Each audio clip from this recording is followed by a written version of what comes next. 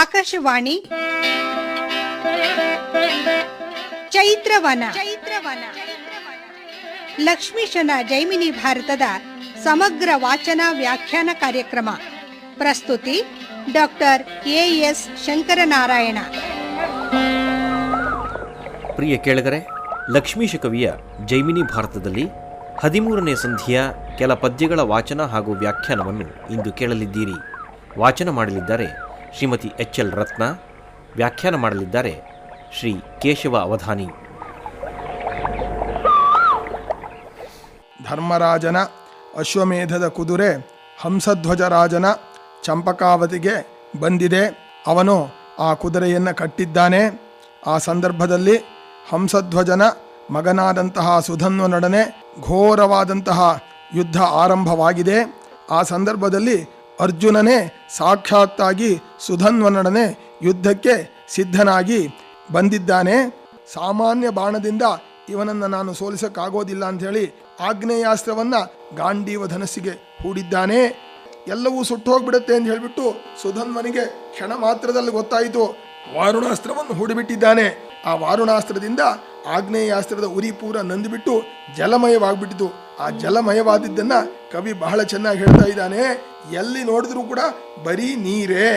ಬಳಿಕ ವಾಯವ್ಯಾಸ್ತ್ರದಿಂದೇ ಶೋಷಿಸಿದನಾ ಜಲವನರ್ಜುನಂ ಅದ್ರಿಬಾಣಮಂ ಪೂಡಿದಂ ಕಲಿಸುಧನ್ವಂ ತೊಟ್ಟನೈಂದ್ರ ಶರಮಂ ಫಲುಗುಣಂ ತಿಮಿರಸಾಯಕವನು ಸೆಳೆದಂ ಮರಾಳಧ್ವಜನ ಸುತಂ ತೆಗೆದನು ಉಜ್ವಲ ರವಿಕಳಂಬಮಂ ಬೀಭತ್ಸು ತುಡುಕಿದಂ ಮುಳಿದವಂ ಗರಳ ವಿಶಿಖವನು ಉಗಿದನಾನರಂ ಗಾರುಡ ಶಿಲೀಮಖವನು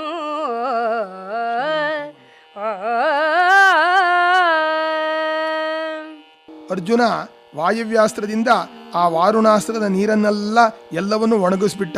ಆಮೇಲೆ ಅವನು ಪರ್ವತಾಸ್ತ್ರವನ್ನು ಪ್ರಯೋಗ ಮಾಡಿದ. ಆ ಪರ್ವತಾಸ್ತ್ರಕ್ಕೆ ಇಂದ್ರನ ವಜ್ರಾಯುಧವೇ ಸರಿ ಅಂತ ಹೇಳಿಬಿಟ್ಟು ಐಂದ್ರಾಸ್ತ್ರದಿಂದ ಪರ್ವತಾಸ್ತ್ರವನ್ನು ಅವನು ನಾಶ ಮಾಡಿಬಿಟ್ಟ. ಆಮೇಲೆ ಅರ್ಜುನ ತಿಮಿರ ಸಹಾಯಕವನ್ನು ಪ್ರಯೋಗ ಮಾಡಿದ. ಆ ಸಂದರ್ಭದಲ್ಲಿ ಸುಧನ್ವ ಆಸುರಾಸ್ತ್ರವನ್ನು ಪ್ರಯೋಗ ಮಾಡೋಣ, ಅರ್ಜುನ ಅದನ್ನು ಪರಿಹಾರ ಮಾಡೋದಕ್ಕೆ ಸೌರಾಸ್ತ್ರವನ್ನು ಪ್ರಯೋಗ ಮಾಡಿದ. ತಿಮಿರ ಸಹಾಯಕ ಅಂದರೆ ಇಡೀ ಪ್ರಪಂಚಕ್ಕೆಲ್ಲ ಕತ್ತಲೆಯನ್ನು ತಂದು ಕೊಟ್ಬಿಡುತ್ತೆ. ಆ ತಿಮಿರ ಸಹಾಯಕವನ್ನು ಹಂಸಧ್ವಜನ ಮಗನಾದಂತಹ ಸುಧನ್ವ ಪ್ರಯೋಗ ಮಾಡೋಣ, ಇವನು ಸೌರಾಸ್ತ್ರದಿಂದ ಕತ್ತಲೆಯನ್ನೆಲ್ಲ ಸಂಪೂರ್ಣವಾಗಿ ಸಂಹಾರ ಮಾಡಿಬಿಟ್ಟ ಅರ್ಜುನ.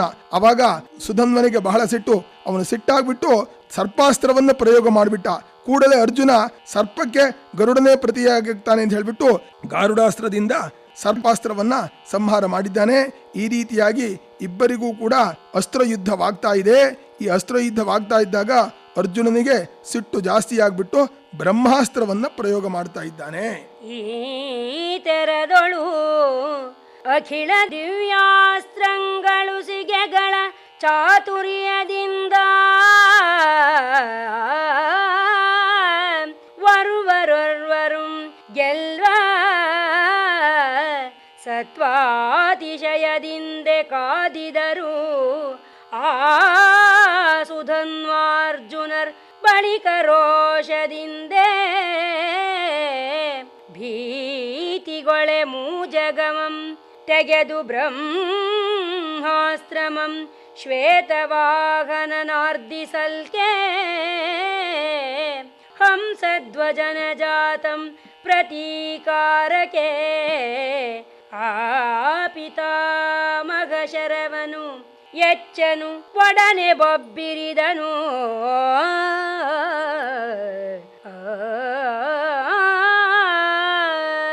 ಈ ರೀತಿಯಾಗಿ ಇಬ್ಬರೂ ಕೂಡ ದಿವ್ಯಾಸ್ತ್ರ ಪ್ರಯೋಗವನ್ನ ಚಾತುರ್ಯದಿಂದ ಪ್ರಯೋಗ ಮಾಡ್ತಾ, ನಾನು ನಿನ್ನನ್ನು ಈ ಅಸ್ತ್ರದಿಂದ ಗೆಲ್ತೀನಿ, ಅದಕ್ಕೆ ಈ ಅಸ್ತ್ರವನ್ನು ಪ್ರತಿಯಾಗಿ ಪ್ರಯೋಗ ಮಾಡಿಬಿಟ್ಟು ಇನ್ನೊಂದು ಅಸ್ತ್ರದಿಂದ ನಿನ್ನನ್ನು ಗೆಲ್ತೀನಿ ಅಂತ ಹೇಳಿಬಿಟ್ಟು ಇಬ್ಬರೂ ಕೂಡ ವಿಶೇಷವಾದಂತಹ ಸಾಮರ್ಥ್ಯದಿಂದ ಯುದ್ಧ ಮಾಡ್ತಾ ಇದ್ದಾರೆ.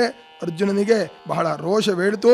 ಈಗ 3 ಲೋಕವೂ ಕೂಡ ಭೀತಿಗೊಳ್ಳುವಂತೆ ಬ್ರಹ್ಮಾಸ್ತ್ರವನ್ನ ಪ್ರಯೋಗ ಮಾಡಿದ್ದಾನೆ. ಆ ಒಂದು ಬ್ರಹ್ಮಾಸ್ತ್ರಕ್ಕೆ ಪ್ರತಿಯಾಗಿ ಇವನು ಕೂಡ ಬ್ರಹ್ಮಾಸ್ತ್ರವನ್ನೇ ಪ್ರಯೋಗ ಮಾಡಿಬಿಟ್ಟು ಬಹಳ ಜೋರಾಗಿ ಸಿಂಹನಾದವನ್ನ ಮಾಡಿದ್ದಾನೆ. ಯಾವಾಗ ಬ್ರಹ್ಮಾಸ್ತ್ರಕ್ಕೆ ಪ್ರತಿಯಾಗಿ ಬ್ರಹ್ಮಾಸ್ತ್ರ ಪ್ರಯೋಗವಾಗ್ಬಿಡ್ತು ಅವಾಗ ಎರಡಸ್ತುವು ಕೂಡ ಶಾಂತವಾಗ್ಬಿಡತ್ತೆ. ಈ ರೀತಿಯಾಗಿ ಅರ್ಜುನನ ಬ್ರಹ್ಮಾಸ್ತ್ರ ಮತ್ತೆ ಸುಧನ್ವನ ಬ್ರಹ್ಮಾಸ್ತ್ರ ಎರಡೂ ಕೂಡ ಶಾಂತವಾಗ್ತಾ ಇದೆ. ಅವರ ಬ್ರಹ್ಮಾಸ್ತ್ರಗಳೆರಡು ಕೊಣರ್ದಡಗಲು ವಿಜಯನೆಣಿಕೆಗೊಂಡು ಈತನಂ ಗೆಲ್ಲ ಬಗೆಯಾವುದೆಂದು ಉಗಿದು ಹೂಡಿದನು ಅಕ್ಷಯಾಸ್ತ್ರಮಂ ತನ್ನ ರಥಕ್ಕೆ ಅವನ ತೇರ್ಗೆ ತೀವಿದುವು ಬಾಣಂಗಳಾಕಾಶಮಂ ಕಾಣೆನು ವಸುಧೆಯೆತ್ತಣದು ಶಶಿರವಿ ಕುಲಾದ್ರಿ ತಾರಾವಳಿಗಳೇನಾದುದು ಎಂದೆಸೆಯನ ಅರಿವರಾರು ಎಂಬಿನಂ ಕೈಗೈದನು.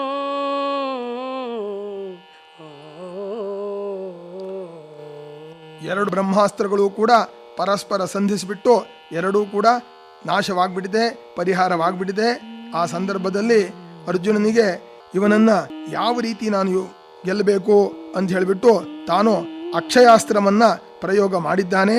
ಆ ಅಕ್ಷಯಾಸ್ತ್ರವನ್ನ ಯಾವಾಗ ಪ್ರಯೋಗ ಮಾಡಿಬಿಟ್ನೋ ಅವಾಗ ಆ ಒಂದು ಅಕ್ಷಯಾಸ್ತ್ರದಿಂದ ಇಡೀ ಆಕಾಶವೆಲ್ಲ ತುಂಬಿ ಹೋಗ್ಬಿಟ್ಟಿದೆ.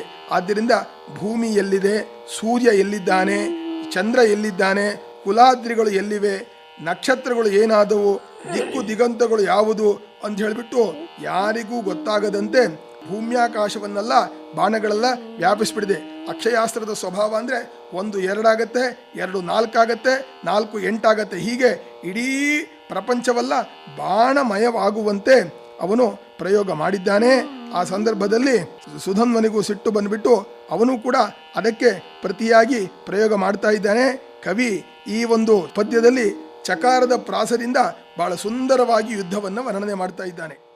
ಇಚ್ಚಾರಿಗೊಂಡು ನರನೆಚ್ಚ ಕೆಂಗರಿಗೋಲ ಬಚ್ಚಳೆಯ ಪೊಸಮಸೆಯ ನಿಚ್ಚಳದ ನಿಡು ಸರಳ್ ಪೆಚ್ಚಿದವು ನಿಮಿಷದೊಳ್ ಮುಚ್ಚಿದವು ಗಗನಮಂ ಕೊಚ್ಚಿದವು ಪರಬಲವನು ಬಿಚ್ಚಿದವು ಬಿಚ್ಚಿದವು ಕವಚಮಂ ಕಚ್ಚಿದವು ಖಂಡಮಂ ಚುಚ್ಚಿದವು ಕೂಡೆ ತಟ್ಟುಚ್ಚಿದವು ಸೀಳಾಗಿ ಪೆಚ್ಚಿದವು ಮೈಯೊಳಗೆ ಹಚ್ಚಿದವು ಹೊಗರಗಲು ಮಚ್ಚಿದವು ನೆನವಸೆಯನು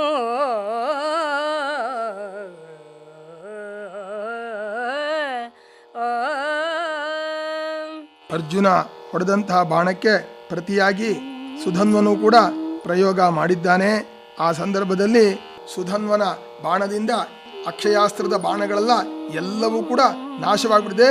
ಒಂದೇ ಒಂದು ನಿಮಿಷದಲ್ಲಿ ಇಡೀ ಆಕಾಶವನ್ನೆಲ್ಲ ಮುಚ್ಕೊಂಡ್ಬಿಟ್ಟು ಆ ಪರಬಲವನ್ನ ಎಲ್ಲವನ್ನೂ ಕೂಡ ನಾಶ ಮಾಡಿಬಿಟ್ಟಿದೆ. ಕವಚ ಖಡ್ಗ ಎಲ್ಲವೂ ಕೂಡ ಎಲ್ಲ ಸೀಳಾಗಿ ಹೋಗ್ಬಿಟ್ಟಿದೆ. ಆದ್ದರಿಂದ ಅಲ್ಲಿರುವಂತಹ ಎಲ್ಲರ ಶರೀರದಲ್ಲೂ ಕೂಡ ರಕ್ತ ಧಾರಾಕಾರವಾಗಿ ಸುರಿತಾ ಇದೆ.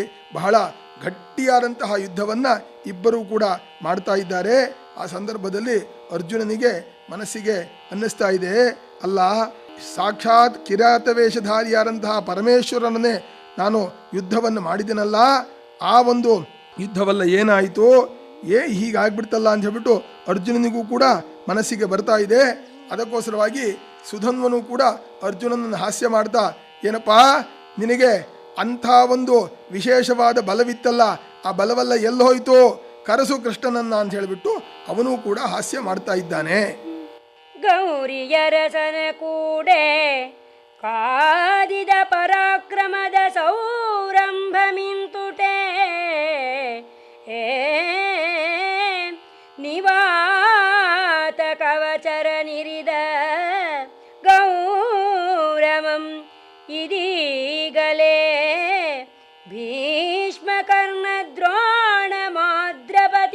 ಮೊದಲಾಗಿಗ ಕೌರವ ಬಲದೊಳು ಅಖಿಲ ವೀರ ಭಟರು ಗೆಲ್ದ ಪೌರುಷ ಮಿನಿತೆ ಸಾಕು. ಬರಿದೆ ಬಳಲಿಸಬೇಡ ಶೌರ್ಯಂ ಕರೆಸು ಎನುತೆ ಕಣೆಗಳಂ ಕಡಿದೆಚ್ಚನು ಆ ಸುಧನ್ವಂ ನರನನು. ಏನಪ್ಪ, ನೀನು ಅರಣ್ಯದಲ್ಲಿ ಸಾಕ್ಷಾತ್ ಪರಮೇಶ್ವರನ ಜೊತೆಯಲ್ಲಿ ಯುದ್ಧ ಮಾಡಿದ್ದರಿಂದ ನಿನ್ನ ಕೀರ್ತಿ ಬೆಳೆದಿತ್ತು. ಆ ಸ್ವರ್ಗಲೋಕದಲ್ಲಿ ನಿವಾತ ಕವಚರನ್ನ ಸಂಹಾರ ಮಾಡಿದಾಗ ಒಂದು ಗೌರವ ಉಂಟಾಗಿತ್ತು. ಭೀಷ್ಮ, ಕರ್ಣ, ದ್ರೋಣ, ಶಲ್ಯ ಮುಂತಾದಂತಹ ಕೌರವ ಬಲದ ಎಲ್ಲ ವೀರಾಧಿ ವೀರರನ್ನು ಗೆದ್ದಾಗ ನಿನಗೆ ಒಂದು ವಿಶೇಷವಾದ ಪೌರುಷವಿದೆ ಅಂತ ಜನ ಅನ್ಕೊಂಡಿದ್ರು. ಆಯ್ತು, ಈಗ ನಿನ್ನ ಪೌರುಷವೆಲ್ಲ ಮುಗಿದು ಹೋಯ್ತು ನನಗನ್ನಿಸ್ತಾ ಇದೆ. ಇನ್ನು ಸುಮ್ಮನೆ ಸುಸ್ತಾಗಬೇಡ, ನೀನು ಆ ಶೌರ್ಯಂ ಕರೆಸು ಕೃಷ್ಣನನ್ನ ಅಂತ ಹೇಳಿಬಿಟ್ಟು ಸುಧನ್ವ ಅರ್ಜುನನ ಮೇಲೆ ಬಾಣಪ್ರಯೋಗವನ್ನ ಮಾಡ್ತಾ ಇದ್ದಾನೆ. ಆ ಸುಧನ್ವ ಹೊಡೆದಂತಹ ಬಾಣದಿಂದ ಪುನಃ ಅರ್ಜುನನ ರಥ ಗಿರಿಗಿರಿ ಸುತ್ತುತ್ತಾ ಇದೆ. ಕೇಳವನಿ ಪಾಲಕ ಸುಧನ್ವನಿ ಸುವಿಸುಗೆಯಂ ಪೇಳಲರಿಯಂ ತಿರುಗುತಿರ್ದುದು ವರೂಥಂ ಕುಲಾಲ ಚಕ್ರದ ಮೋಲ್ ಅಸವಳಿದಂ ಕಪೀಶ್ವರಂ ಭ್ರಮಣೆಯಿಂ ಧ್ವಜದ ಮೇಲೆ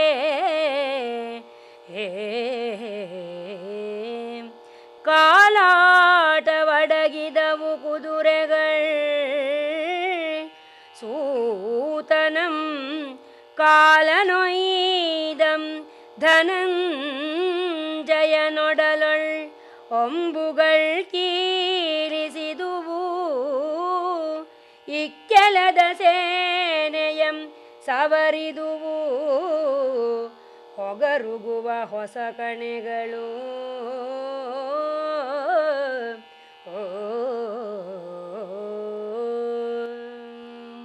ಸುಧನ್ವನ ಆ ಬಾಣಪ್ರಯೋಗವನ್ನ ನನಗೆ ಹೇಳೋದಕ್ಕೆ ಗೊತ್ತಾಗ್ತಾ ಇಲ್ಲ ಅಂತ ಕವಿ ವರ್ಣನೆ ಮಾಡ್ತಾ ಇದ್ದಾನೆ. ಆ ಕುಂಬಾರನ ಚಕ್ರದಂತೆ ಗರಗರ ಗರಗರ ಅರ್ಜುನನ ರಥ ತಿರುಗ್ತಾ ಇದೆ. ಅಲ್ಲಿ ಮೇಲಿದ್ದಂತಹ ಆಂಜನೇಯನಿಗೆ ಭ್ರಮಣೆಯಾಗ್ತಾ ಇದೆ, ತಲೆ ತಿರುಗ್ತಾ ಇದೆ ಆಂಜನೇಯನಿಗೆ.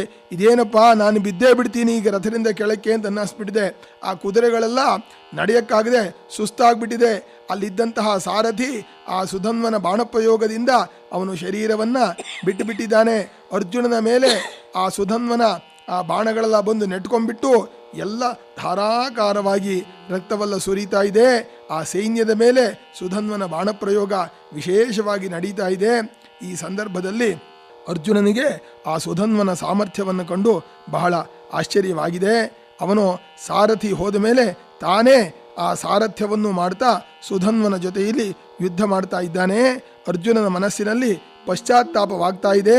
ಅಲ್ಲ, ನನ್ನ ಸ್ಥಿತಿ ಹೀಗಾಯ್ತಲ್ಲ ಅಂತ ಹೇಳ್ಬಿಟ್ಟು ಪಶ್ಚಾತ್ತಾಪವಾಗಿ ಅವನು ಕೃಷ್ಣನನ್ನ ನೆನೆಸ್ತಾ ಇದ್ದಾನೆ. ವ್ಯಥಿಸಿದಂ ಗಾಯದಿಂ ಸೂತನಳಿಯಲ್ಕೆ ಸಾರಥಿತನವನು ತಾನೇ ಮಾಡುತ್ತ ಇದಿರಾದನು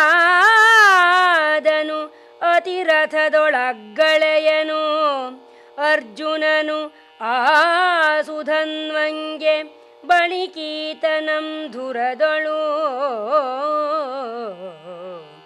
ಮಥಿಸದಿರ್ದೊಡೆ ತನ್ನನೇಕೆ ಪಡೆದಳೋ ಬರಿದೆ ಪೃಥೆ ಮಥಿಸದಿರ್ದೊಡೆ ತನ್ನನೇಕೆ ಪಡೆದಳೋ ಬರಿದೆ ಪೃಥೆ ನೆಲಕ್ಕೆ ಪೊರೆಯಾಗಿ ಶಿವ ಶಿವ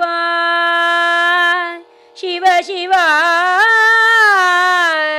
ಬಂದುದೇ ಪೃಥಿವೀಪನ ಮಖಕ್ಕೆ ಎಡರು ಅಕಟ ಎನುತೆ ಮನದೊಳಗೆ ಕೃಷ್ಣನಂ ಧ್ಯಾನಿಸಿದನು. ಸುಧನ್ವನ ಏಟಿನ ಗಾಯವೇನಾಯಿತು? ಆ ಬಾಣಪ್ರಯೋಗದಿಂದ ಗಾಯವಾಗಿದೆ. ಅದರಿಂದ ಅರ್ಜುನ ವ್ಯಥೆ ಪಟ್ಬಿಟ್ಟಿದ್ದಾನೆ. ಸಾರಥಿ ಸತ್ತೋದ ಮೇಲೆ ಸಾರಥ್ಯವನ್ನು ತಾನೇ ಮಾಡ್ತಾ ಅತಿರಥರಲ್ಲಿ ಮಹಾತಿರಥನಾದಂತಹ ಅರ್ಜುನ ಸುಧನ್ವನ ಮೇಲೆ ಯುದ್ಧವನ್ನ ಮಾಡ್ತಾ ಇದ್ದಾನೆ. ಅವನ ಮನಸ್ಸಿನಲ್ಲಿ ಅನ್ನಿಸ್ತಾ ಇದೆ, ಅಲ್ಲ ಈ ಸುಧನ್ವನನ್ನ ನಾನು ಯುದ್ಧದಲ್ಲಿ ಗೆಲ್ಲದೇ ಇದ್ರೆ ಕುಂತಿಯ ಮಗನಾಗಿ ನಾನು ಏನು ಪ್ರಯೋಜನ? ಕೇವಲ ನಾನು ಭೂಭಾರವಾಗ್ಬಿಡ್ತೀನಿ. ಖಂಡಿತ ಶಿವಶಿವ, ನನಗೆ ಈ ತರಹ ಸ್ಥಿತಿ ಬರಬಾರ್ದು. ಕೃಷ್ಣ, ಏನಪ್ಪ ಇಂಥ ಒಂದು ಅವಸ್ಥೆ ನನಗೆ ಬಂದ್ಬಿಡ್ತು. ನನಗೆ ಯುಧಿಷ್ಠಿರನ ಅಶ್ವಮೇಧ ಯಾಗಕ್ಕೆ ಈಗ ಖಂಡಿತವಾಗಿಯೂ ಅಡ್ಡಿ ಬಂದ್ಬಿಡ್ತು ಕಾಣುತ್ತೆ. ಈ ಸುಧನ್ವನಿಂದ ಕೃಷ್ಣ ಇಂಥ ಸ್ಥಿತಿ ಬಂದ್ಬಿಡ್ತಲ್ಲಪ್ಪ ಅಂತ ಹೇಳಿಬಿಟ್ಟು ಏಕಾಗ್ರತೆಯಿಂದ ಕೃಷ್ಣನನ್ನ ಧ್ಯಾನ ಮಾಡಿದ್ದಾನೆ. ಆ ಸಂದರ್ಭದಲ್ಲಿ ಕೃಷ್ಣ ಪರಮಾತ್ಮ ಅವನು ಹಸ್ತಿನಾವತಿಯಲ್ಲಿದ್ದ. ಅರ್ಜುನನ ಧ್ಯಾನ ಅವನಿಗೆ ಅಲ್ಲಿಗೆ ತಿಳಿದು ಬರ್ತಾ ಇದೆ. ಅರ್ಜುನ ತನ್ನ ನೆನೆಸ್ಕೊಳ್ತಾ ಇದ್ದಾನೆ ಅಂತ ಹೇಳಿ ಕೃಷ್ಣನಿಗೆ ಗೊತ್ತಾಗ್ತಾ ಇದೆ. ಅರಸ ಕೇಳರ್ಜುನಂ ಧ್ಯಾನಿಸಲ್ಕೆ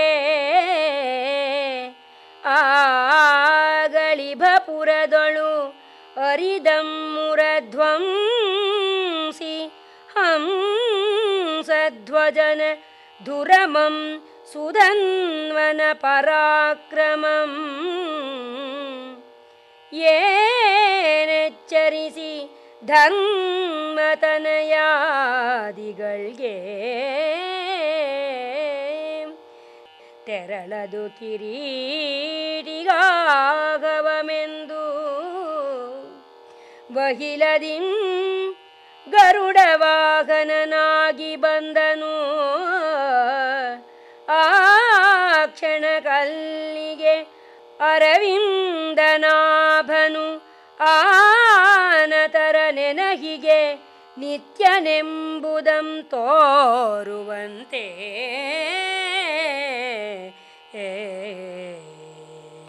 ಅರ್ಜುನನ ಧ್ಯಾನ ಆ ಶ್ರೀಕೃಷ್ಣ ಪರಮಾತ್ಮನಿಗೆ ಕ್ಷಣಕ್ಕೆ ಗೊತ್ತಾಗ್ಬಿಡ್ತು. ಅವನು ಹಸ್ತಿನಾವತಿಯಲ್ಲಿ ಇದ್ದಾನೆ. ಅಲ್ಲಿ ಧರ್ಮರಾಜಾದಿಗಳೆಲ್ಲ ಕೃಷ್ಣ ನಗೋದನ್ನು ಕೇಳಿದ್ರು. ಕೃಷ್ಣ ಏನು ನಗ್ತಾ ಇದೆಯಾ ಅಂತ. ಅದಕ್ಕೆ ಹೇಳ್ತಾ ಇದ್ದಾನೆ, ಹಂಸಧ್ವಜನ ಯುದ್ಧದಲ್ಲಿ ಅವನ ಮಗನಾದಂತಹ ಸುಧನ್ವ ಬಹಳ ಪರಾಕ್ರಮದಿಂದ ಅರ್ಜುನನನ್ನ ಮೆಟ್ಟುತ್ತಾ ಇದ್ದಾನೆ. ಸುಧನ್ವನ ಪರಾಕ್ರಮ ಹೆಚ್ಚಾಗ್ತಾ ಇದೆ. ಈ ಸಂದರ್ಭದಲ್ಲಿ ನಾನಿಲ್ಲದೆ ಆ ಸುಧನ್ವನನ್ನು ಗೆಲ್ಲೋದಕ್ಕೆ ಕಿರೀಟಿಗೆ ಆಗದು. ಆದ್ದರಿಂದ ನಾನು ಈಗಲೇ ಹೋಗಬೇಕು ಅಂತ ಹೇಳಿಬಿಟ್ಟು ಯಾರು ಆ ಕೃಷ್ಣನನ್ನು ಧ್ಯಾನ ಮಾಡ್ತಾರೆ, ಅವನ ಸೇವಕರಿದ್ದಾರೆ, ಅವರಿಗೆ ನಾನು ಯಾವಾಗಲೂ ಸಹಾಯಕ್ಕಿರ್ತೀನಿ ಅಂತ ಹೇಳಿಬಿಟ್ಟು ಯೋಗಕ್ಷೇಮಂ ವಹಾಮ್ಯಹಂ ಅಂತ ಹೇಳಿಬಿಟ್ಟು ತೋರಿಸುವಂತೆ ಕೃಷ್ಣ ಬಹಳ ವೇಗದಿಂದ ಗರುಡ ವಾಹನನಾಗಿ ಆ ಕ್ಷಣದಲ್ಲೇ ಅರ್ಜುನನ ರಥದ ಸಮೀಪಕ್ಕೆ ಬಂದಿದ್ದಾನೆ. ಕವಿ ಮಹಾಭಾಗವತ ಅವನು ಆ ಕೃಷ್ಣ ಈ ರೀತಿ ಅರ್ಜುನನ ಮೇಲೆ ಅನುಗ್ರಹಕ್ಕೋಸ್ಕರವಾಗಿ ಬಂದದ್ದನ್ನು ಬಹಳ ಚೆನ್ನಾಗಿ ಹೇಳ್ತಾ ಇದ್ದಾನೆ. ಅಲ್ಲಪ್ಪ, ಕಶ್ಯಪ ವಸಿಷ್ಠಾದಿ ಋಷಿಗಳೆಲ್ಲ ನಿರಂತರವಾಗಿ ಧ್ಯಾನ ಮಾಡ್ತಾ ಇದ್ದಾರೆ. ಅಂಥವರಿಗೆ ಈ ರೀತಿಯ ಅನುಗ್ರಹವಾಗಿಲ್ಲ, ಅರ್ಜುನನಿಗಾಗಿದೆ. ಅರ್ಜುನನ ಭಕ್ತಿಯನ್ನು ಏನು ವರ್ಣನೆ ಮಾಡೋಣಪ್ಪ ಅಂತ ಹೇಳಿಬಿಟ್ಟು ಬಹಳ ಭಕ್ತಿಯಿಂದ ಹೇಳ್ತಾ ಇದ್ದಾನೆ. ಕಶ್ಯಪ ವಸಿಷ್ಠಾದಿ ಪರಮ ಋಷಿ ಮುಖ್ಯರು ಆಲಸ್ಯಮಿಲ್ಲದೆ ಮಾಡುವ ಧ್ಯಾನಕ್ಕೆ ಒಮ್ಮೆಯೂ ದೃಶ್ಯಮಿಲ್ಲದ ಚಿನ್ಮಯಾನಂದ ರೂಪಂ ಈ ಕುಂತಿ ಕುಮಾರಕರ್ಗೆ ವಶ್ಯನಾಗಿ ಘನೆಂತೋ ಶಿವ ಶಿವ ನೀಲಮೇಘ ಶ್ಯಾಮಲನ ಲೀಲೆ ಪೊಸತೆಂದು ಸುರರುಲಿಯೇ ಸ್ವಸ್ಯಾಲಕನ ರಥಾಗ್ರಕ್ಕೆ ಸುಪರ್ಣ ಸ್ಕಂಧದಿಂದೆ ಮುರಗರ ನಿಳಿದನು. ಕಶ್ಯಪ ವಸಿಷ್ಠ ಮುಂತಾದಂತಹ ಪರಮ ಋಷಿಗಳು, ಬ್ರಹ್ಮ ಋಷಿಗಳು ಅವರೆಲ್ಲರೂ ಕೂಡ ಆಲಸ್ಯವಿಲ್ಲದೆ ಧ್ಯಾನ ಮಾಡ್ತಾ ಇದ್ದಾರೆ. ಅವರಿಗೆ ಯಾವಾಗಲೂ ಕೂಡ ಅಯ್ಯೋ ಬೆಳಗಿಂದ 4 ಗಂಟೆ ಕುಳಿತುಕೊಂಡ್ಬಿಟ್ಟೆ ಬೇಜಾರಾಯ್ತಪ್ಪ ಅಂಥೇಳಿ ಅವ್ರು ಯಾವತ್ತೂ ಕೂಡ ಅವರು ಸೋಮಾರಿಗಳೇ ಆಗೋದಿಲ್ಲ, ನಿರಂತರ ಧ್ಯಾನ ಮಾಡ್ತಾರೆ. ಅಂಥವರಿಗೂ ಕೂಡ ಈ ಭಗವಂತನ ಆ ದಿವ್ಯ ದರ್ಶನವಾಗಿಲ್ಲ. ಆದರೆ ಈ ಕುಂತಿ ಕುಮಾರಕರಿಗೆ ವಶ್ಯವಾಗಿಹನೆಂತೋ ಶಿವ ಶಿವ ಶಿವ ಶಿವ. ಇದೇನಪ್ಪ ಈ ಪಾಂಡವರ ವೈಶಿಷ್ಟ್ಯ ಅಂದರೆ ಕೃಷ್ಣ ವಶನಾಗ್ಬಿಟ್ಟಿದ್ದಾನೆ. ಅವರಿಗೆ ಅವರ ನೆನೆದ ಕೂಡಲೇ ಬಂದುಬಿಡ್ತಾನೆ. ಈ ನೀಲಮೇಘಶ್ಯಾಮನ ಲೀಲೆ ಹೊಸತು ಅಂತ. ದೇವತೆಗಳೆಲ್ಲ ಈ ಕೃಷ್ಣನ ಲೀಲೆಯನ್ನು ನಾವು ಹೇಳೋಕ್ಕಾಗೋದಿಲ್ಲ, ಯಾವಾಗ ಹೇಗೆ ಅನುಗ್ರಹ ಮಾಡ್ತಾನೆ ಅನ್ನೋದೇ ಅರ್ಥವಾಗೋದಿಲ್ಲ ಅಂತ ಹೇಳಿಬಿಟ್ಟು ದೇವತೆಗಳೆಲ್ಲ ಜಯಕಾರವನ್ನು ಮಾಡ್ತಾ ಇದ್ರೆ ತನ್ನ ತಂಗಿಯ ಗಂಡನಾದಂತಹ ಅರ್ಜುನನ ರಥದ ಮುಂದೆ ಅವನು ಆ ಗರುಡ ವಾಹನನಾಗಿ ಬಂದಂತಹ ಆ ಕೃಷ್ಣ ಪರಮಾತ್ಮ ಕ್ಷಣ ಮಾತ್ರದಲ್ಲಿ ಬಂದು ಕುಳಿತುಕೊಂಡ್ಬಿಟ್ಟಿದ್ದಾನೆ. ಕೃಷ್ಣ ಬರೋಣ.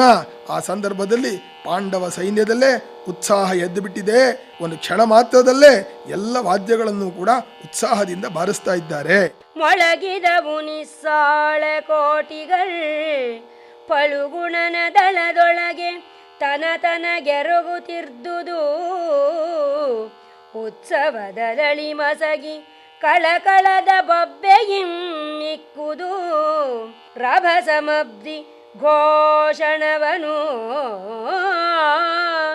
ಬಳಿಕನ ಸುನಗುತೆ ಚರಣಕ್ಕೆ ಮಣಿದ ಪಾರ್ಥನಂ ಸೆಳೆದು ಬಿಗಿಯಪ್ಪಿ ಮೈದಡವಿ ಬೋಳೈಸಿ ರಥದೊಳಗೆ ಕುಳ್ಳಿರ್ದು ನಲವಿಂದೆ ಮುರರಿಪು ಕುದುರೆಗಳ ವಾಗ್ಯಯಂ ಕೊಂಡನು.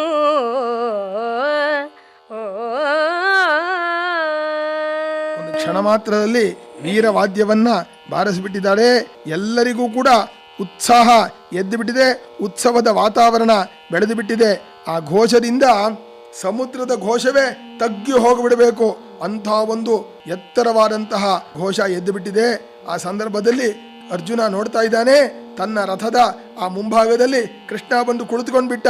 ಕೂಡಲೇ ಅದು ಕೃಷ್ಣನಿಗೆ ಸಾಷ್ಟಾಂಗ ನಮಸ್ಕಾರವನ್ನು ಮಾಡಿದ್ದಾನೆ. ಕೃಷ್ಣನಿಗೆ ನಗು ಬಂದ್ಬಿಡ್ತು. ನಸು ನಗುತ್ತಾ ಅರ್ಜುನನನ್ನ ಬಾಚಿ ಆಲಂಗಿಸ್ಕೊಂಡು ಬಿಟ್ಟಿದ್ದಾನೆ. ಆಮೇಲೆ ಅರ್ಜುನ, ನೀನು ಯಾವ ಯೋಚನೆಯನ್ನು ಮಾಡಬೇಡ ಅಂತೇಳಿ ಅರ್ಜುನನ್ನ ಸಮಾಧಾನ ಮಾಡಿಬಿಟ್ಟು ಅವನು ಬಹಳ ಸಂತೋಷದಿಂದ ಕೃಷ್ಣ ಕುದುರೆಗಳ ಆ ವಾಘೆಯನ್ನ ಹಿಡ್ಕೊಂಡ್ಬಿಟ್ಟು, ಇನ್ನು ಸಾರಥ್ಯ ನಂದೋ, ನೀನು ಯುದ್ಧವನ್ನು ಮಾಡು ಅಂತ ಹೇಳಿಬಿಟ್ಟು ಅರ್ಜುನನನ್ನ ಉತ್ಸಾಹಗೊಳಿಸಿದ್ದಾನೆ. ಇದು ಕ್ಷಣ ಮಾತ್ರದಲ್ಲಿ ನಡೆದು ಬಿಟ್ಟಿದೆ. ಇದೆಲ್ಲವನ್ನೂ ಕೂಡ ಸುಧನ್ವ ನೋಡ್ತಾ ಇದ್ದಾನೆ. ಇನಿತೆಲ್ಲಮಂ ನೋಡುತ್ತಿದ್ದಂ ಸುಧನ್ವನು ಅನುದಿನ ಮಂತರಂಗದೊಳ್ ಧ್ಯಾನಿಸುವ ನಿರ್ಮಲಾತ್ಮನ ದಿವ್ಯ ಮೂರ್ತಿಯಂ ಪಾರ್ಥನ ರಥಾಗ್ರದಳ್ ಕಂಡು ಪುಳಕೋದ್ಗಮದೊಳು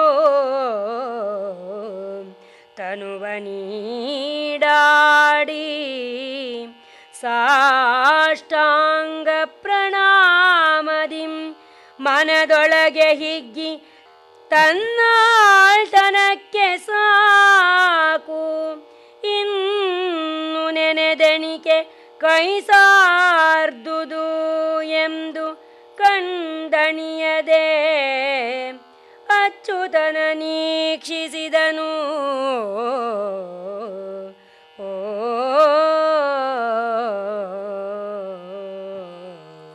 ಸುಧನ್ವ ನೋಡ್ತಾ ಇದ್ದಾನೆ. ಪ್ರತಿನಿತ್ಯವೂ ಕೂಡ ತಾನು ತನ್ನ ಅಂತರಂಗದಲ್ಲಿ ಯಾವ ನಿರ್ಮಲಾತ್ಮ ದಿವ್ಯ ಮೂರ್ತಿಯನ್ನು ಧ್ಯಾನ ಮಾಡ್ತೀನೋ ಅವನೇ ಅರ್ಜುನನ ರಥದ ಮುಂದೆ ಕುಳಿತುಕೊಂಡ್ಬಿಟ್ಟಿದ್ದಾನೆ. ಅವನಿಗೆ ರೋಮಾಂಚನವಾಗ್ಬಿಡ್ತು. ಅವನಿಗೆ ಆ ಸಂತೋಷವನ್ನ ತಡ್ಕೊಳ್ಳೋಕ್ಕೆ ಆಗ್ತಾ ಇಲ್ಲ.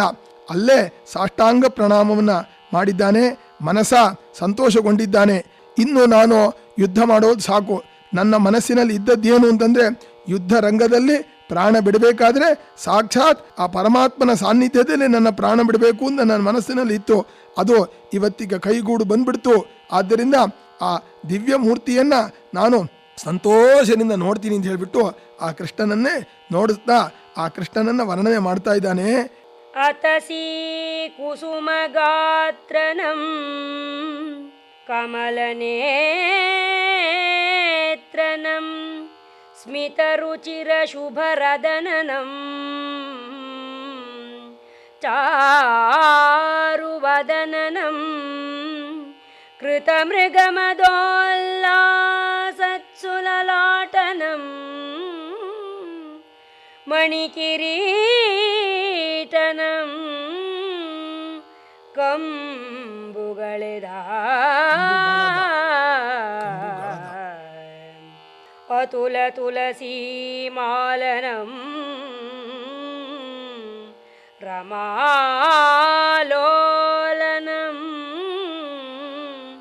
ಧೃತಕೌಸ್ತುಭಾದ್ಭಾಸನಂ ಪೀತವಾಸನಂ ಸುತಸಮಸ್ತಾಭರಣನಂ ಪುಣ್ಯಚರಣನಂ ಕಲಿಸುಧನ್ವಂ ಕಂಡನು.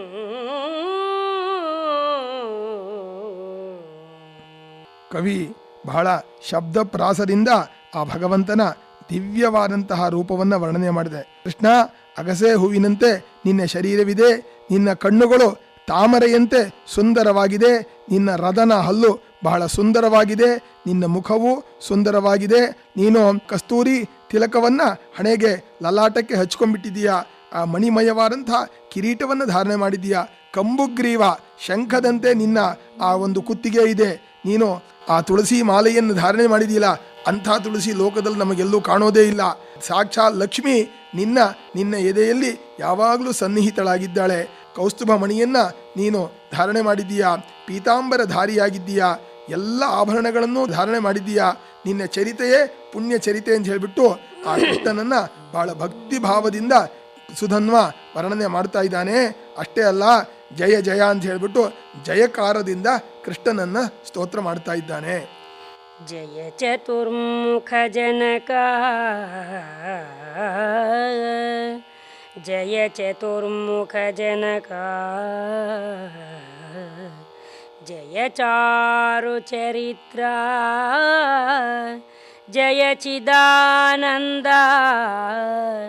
ಜಯ ಚೀರಾಂಬರಾಜ್ಞೇಯ ಜಯ ಜಯಚ್ಯುತಿ ದೂರ ಜಯ ಚೂಡಬರ್ಘಶೋಭಿತ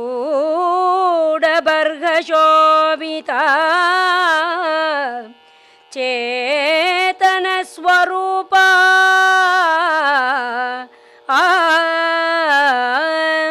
ಜಯ ಚೈದ್ಯಮಥನ ಜಯ ಚೋದಿತಾಖಿಳಲೋಕ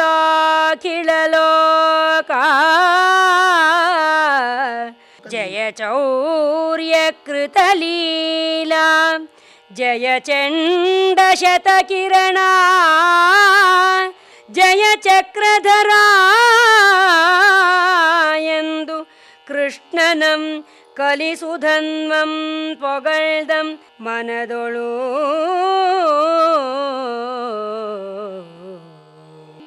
ಕವಿ ಬಹಳ ಚೆನ್ನಾಗಿ ಹೇಳಿದೆ, ಕಲಿಸುಧನ್ವಂ ಪೊಗಳ್ದಂ ಮನದೊಳು ಅಂತ. ಯಾಕೆಂದ್ರೆ ತಾನು ಯಾರ ಜೊತೆಯಲ್ಲಿ ಯುದ್ಧ ಮಾಡ್ತಾ ಇದ್ದಾನೋ ಅವನ ಸಾರಥಿಯಾಗಿ ಕುಳಿತುಕೊಂಡ ಮೇಲೆ ಅವನತ್ರ ಅವನು ನೇರವಾಗಿ ಹೇಳಕ್ಕಾಗೋದಿಲ್ಲ. ಯಾಕೆಂದ್ರೆ ಸಾಕ್ಷಾತ್ ಪರಮಾತ್ಮನ್ ಗೊತ್ತಾದ ಮೇಲೆ ಯುದ್ಧ ಯಾಕೆ ಮಾಡ್ತೀಯಾ ಅಂತ ಕೇಳ್ಬಿಡ್ತಾರೆ. ಆದ್ದರಿಂದ ಮನಸ್ಸಿನಲ್ಲೇ ಅವನು ಹೊಗಳ್ತಾ ಇದ್ದಾನೆ, ಆ ಪರಮಾತ್ಮನನ್ನು ಸ್ತೋತ್ರ ಮಾಡ್ತಾ ಇದ್ದಾನೆ.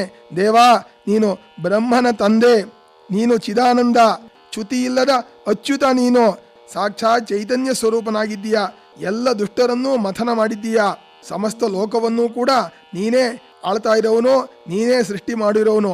ಅಷ್ಟೇ ಅಲ್ಲ, ಬಾಲ್ಯದಲ್ಲಿ ನವನೀತಾದಿಗಳ ಚೌರ್ಯವನ್ನು ಮಾಡೋದೇ ನಿನ್ನ ಒಂದು ಸುಂದರವಾದ ಲೀಲೆಯಾಗಿತ್ತು. ಭಕ್ತರು ಯಾವಾಗಲೂ ನೆನೆಸ್ಕೊಳ್ಳಿ ಅಂತ ಹೇಳ್ಬಿಟ್ಟು ನೀನು ಆ ಚೌರ್ಯಾದಿ ಕೃತಿಗಳನ್ನೆಲ್ಲ ಮಾಡಿಬಿಟ್ಟು ನಿನ್ನ ಲೀಲೆಯನ್ನು ತೋರಿಸಿದ್ದೀಯಾ. ನೀನು ಸೂರ್ಯನಂತೆ ಪ್ರಕಾಶಮಾನನಾಗಿದ್ದೀಯಾ, ಆ ಸುದರ್ಶನ ಚಕ್ರವನ್ನು ಧಾರಣೆ ಮಾಡಿದ್ದೀಯಾ, ಆ ಚಕ್ರ ಅಪ್ರತಿಹತವಾದ ಚಕ್ರ ಅಂತ ಹೇಳ್ಬಿಟ್ಟು ಸುಧನ್ವ ಆ ಮನಸ್ಸಿನಲ್ಲೇ ಹೊಗಳ್ತಾ ಇನ್ನೂ ಕೂಡ ಆ ಭಗವಂತನನ್ನ, ಪರಮಾತ್ಮ ನೀನು ಸರ್ವರ ಅಂತರಾತ್ಮನಾಗಿದ್ದೀಯಾ ಅಂತ ಹೇಳ್ಬಿಟ್ಟು ನನ್ನನ್ನು ಈ ಸಂಸಾರ ಪಾಶದಿಂದ ಬಿಡಿಸು, ಸಾಕು ನನಗೆ ನಿನ್ನ ದರ್ಶನವಾಯಿತು, ಈ ಸಂಸಾರ ಪಾಶದಿಂದ ಬಿಡಿಸು ಅಂತ ಹೇಳ್ಬಿಟ್ಟು ಪ್ರಾರ್ಥನೆ ಮಾಡ್ತಾ ಇದ್ದಾನೆ. ಇದುವರೆಗೆ ಲಕ್ಷ್ಮೀಶನ ಜೈಮಿನಿ ಭಾರತದಲ್ಲಿ 13ನೆಯ ಸಂಧಿಯ ಕೆಲ ಪದ್ಯಗಳ ವಾಚನ ಹಾಗೂ ವ್ಯಾಖ್ಯಾನವನ್ನು ಕೇಳಿದಿರಿ. ವಾಚನ ಮಾಡಿದವರು ಶ್ರೀಮತಿ ಎಚ್.ಎಲ್. ರತ್ನ, ವ್ಯಾಖ್ಯಾನ ಮಾಡಿದವರು ಶ್ರೀ ಕೇಶವ ಅವಧಾನಿ. ಚೈತ್ರವನ ಕೇಳಿದ್ರಿ. ಕಾರ್ಯಕ್ರಮದ ಪ್ರಸ್ತುತಿ ಡಾಕ್ಟರ್ ಎಎಸ್ ಶಂಕರನಾರಾಯಣ. ನಿರ್ಮಾಣ ನೆರವು ಸಂಜೀವ ಆರ್ ನಾಮಣ್ಣವರ್. ಇದು ಇಂದಿನ ಚೈತ್ರವನ. ಈ ಕಾರ್ಯಕ್ರಮ ಆಕಾಶವಾಣಿ ಭದ್ರಾವತಿ ಕೇಂದ್ರದ ಕೊಡುಗೆ.